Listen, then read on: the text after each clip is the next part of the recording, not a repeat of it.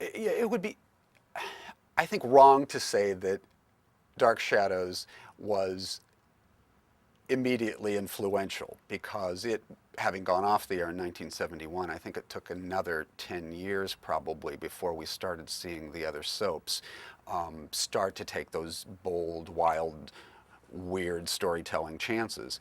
And I think it was probably General Hospital was the one that sort of got that started again. The adventures of Luke and Laura after the initial, unrequited love, romance sort of stories had been told, started to get pretty crazy, and to the point of one of the storylines involving the potential freezing of Port Charles by this mad scientist. And of course, Luke and Laura, saved everybody from that fate. But that was a decade after Dark Shadows went away, so it's kind of hard, I think, to connect the dots. I'm not sure that you can or can't, but it's the rest of the daytime dramas by no means jumped on the bandwagon the way we see today. When something's a hit, suddenly we have 5 or 6 clones of it.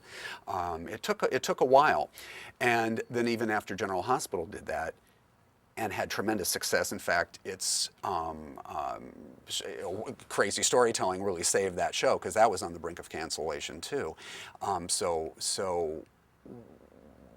that was all well and good, but we didn't see other shows pick that up either. We got to flash forward another 5 or 6 years to the later 80s when One Life to Live decided to grab audiences with some crazier elements, such as Vicky, the leading lady on the show, leading character, had an out-of-body experience and went to heaven. We saw some time traveling to the Wild West. At one point, the characters found this lost underground civilization known as Eterna, which was, right under the city of Landview. So they did some silly things. And then, we got to jump ahead another 5 or 6 years to when Days of Our Lives came along and decided to have Satan come to town and possess Deidre Hall's character, Marlena. And pretty much from that point, which, was the mid-90s, the shows have by and large stayed frequently outrageous, trying to blend more realistic elements with the fantastical, whereas Dark Shadows was a show that was all fantastical after a certain point. The general sort of way of trying to do the soaps now is to throw in the supernatural element with the more classic standard elements of soap. It works sometimes it doesn't, but it's certainly a completely common and accepted way of making soap operas now. I mean, we've seen Kim Zimmer's character Reva on Guiding Light has been cloned. She's been a ghost. She's come back from the dead, countless times. She astral projects. They had the big storyline where she'd shove her keister into this old painting and wind up in the Civil War era. Port Charles, which was the spin-off of General Hospital after a kind of standard start, decided it would just completely turn itself over to vampires, and that became the show itself was a show about vampires. So you see the effect of Barnabas Collins, but a good 30 years later, almost like it was reinvented, almost like it was new, but it really wasn't, of course. Phenomenon completely unique to Dark Shadows was the fact that the show has remained available to audiences and beloved by audiences. There's no other case of a daytime drama being repeated after its run until very recently, when SoapNet started picking up a couple of old soaps, Ryan's Hope and Another World being 2 examples. But Dark Shadows, man, it just kept going. It first of all was completely maverick in the fact that motion pictures were being made of Dark Shadows while the show was still on the air. No soap opera has ever had that, and gosh, actually, with the exception of X-Files, no other primetime shows come to mind where a movie's been made while the show is still on the air. It's certainly a rarity in all of entertainment.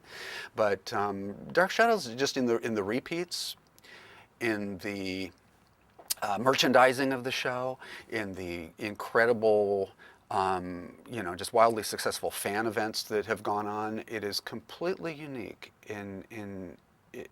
to all other soaps. No other show can claim to have done that. And in a way, it's almost comparable, I think, to the Star Trek phenomenon.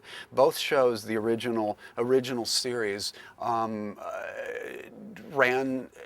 They're finite. They're Dark Shadows ran 5 years. Star Trek ran 3 years. The fans who love and are obsessed by these shows, they know all the shows. They know the lore. They're interestingly quaint, unique, sweet projects, kind of caught in time, and they're almost iconic in a way that some of our great movie stars who died too young have remained great stars, like Marilyn Monroe, like James Dean, like earlier eras, Jean Harlow, Rudolph Valentino, just captured in time, and they'll never grow old before our eyes and become Marlon Brando. I mean, it's that interesting showbiz thing that happens, and we look back and see. I think now we can see what would appear to be a lack of sophistication in Dark Shadows, but for the time it absolutely was not a cheap, flimsy show. It was right up there with the rest of the things that were being produced, and probably more lavish because of the very nature of the show itself. It was a simpler, less sophisticated time, but I don't think that the audience back in the late 60s thought of the show by any stretch as being simplistic or done on the cheap or the sly. It was not that way at all. Easy to look back and think that, but I think in the same way people look at Star Trek now. We're so sophisticated in terms of special effects and makeup and all those things, and we look back at the original Star Trek and it can look kind of almost goofy and silly by comparison, but at the same time that is part of the charm and the appeal. It's a period piece, Dark Shadows, and for that very reason, I think it has endured. One of the hallmarks of any good show is that it creates talent. It doesn't just hire a bunch and launch with a great cast. It as time goes on and characters must be introduced. It's a great opportunity to create some stars, and Dark Shadows certainly did that. Most of course with Kate Jackson, who would later in Charlie's Angels go on to be the biggest thing in the country. David Selby was instantly magnetic and embraced by the audience. He was, I think had the classic, leading man looks, but had an edge and a humor that the writers at the time really worked with.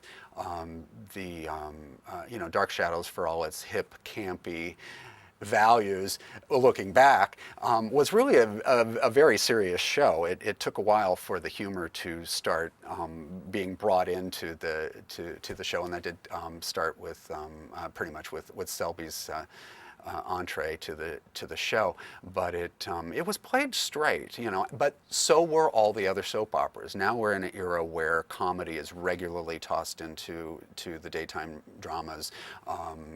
It's just part of the staple of what soaps are, just like action, adventure, and mobsters, and all kinds of other things are now just just part of the way these shows are made, but this was not a time where comedy was even thought of as being necessarily even appropriate. So in a way, Dark Shadows was groundbreaking in that respect too. It certainly took that to not the lengths that you see done today with comedy, but it was absolutely there, and it was very, very different for the time. Very different.